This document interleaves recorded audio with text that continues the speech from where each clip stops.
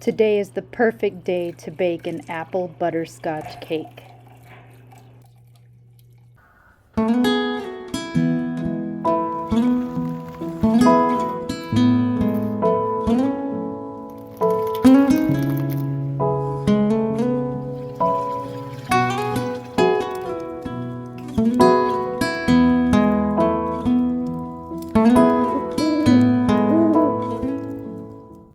I love this recipe from my Daisy Bakes Cake Cookbook. Although for this recipe I change it just a little bit and I cut it in half because it's just the two of us. So what I've done is I've added 1 cup of brown sugar instead of using the white sugar. And instead of using oil, I used butter, and I measured out 3/4 of a cup and melted it. 2 eggs, I add a lot of vanilla, and then I'll whisk it for quite a while, maybe 4 or 5 minutes, because I want it to look like this, really bright yellow and fluffy. It's already smelling really, really good. I'm chopping up 1½ apples, because again, I've cut the recipe in half. And you all don't know this, but every single time I chop something in my kitchen, I get a special guest come a-running, and that would be my dog Cooper.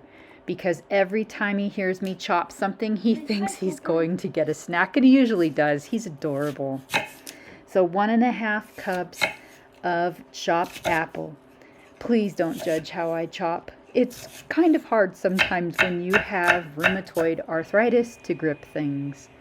I love these teaspoons. I've always kept them nearby. Absolutely love them.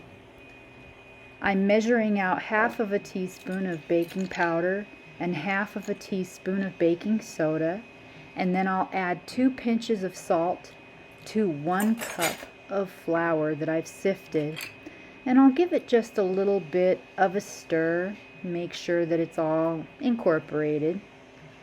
I'd already added my apples to the batter, and all that's left is to put the flour in.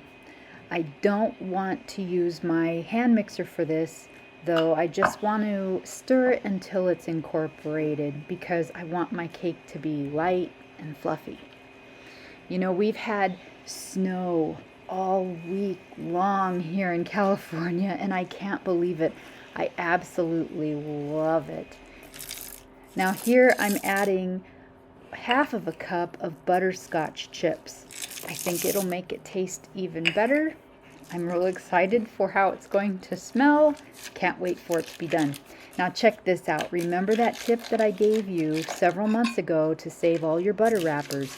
This is what you're going to do with it. You're going to rub it all over your pan, and then you're going to add a little flour and shake it and make sure it's covering all the sides. If you have any flour left, just dump it back into your flour container. But this will help it from sticking.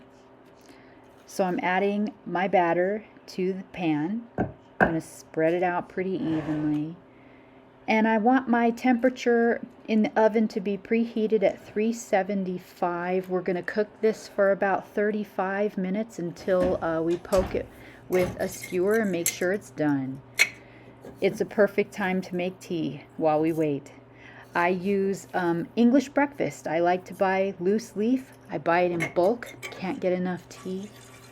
I think it's absolutely a fantastic brew. I don't know how other people brew tea, but this is how I do it. Oh, do you love my tea strainer? I bought it in New England last year and the handle broke. I've been burning myself. I need to get a new one. Okay, the cake came out just fine. I kind of messily added some powdered sugar to it, but it tasted really, really good, you guys. I hope that you give it a try. And if you like the video, be sure to hit that like button, and don't forget to subscribe. Share it with like-minded people. Maybe they'll like the recipe. We'll see you guys again soon.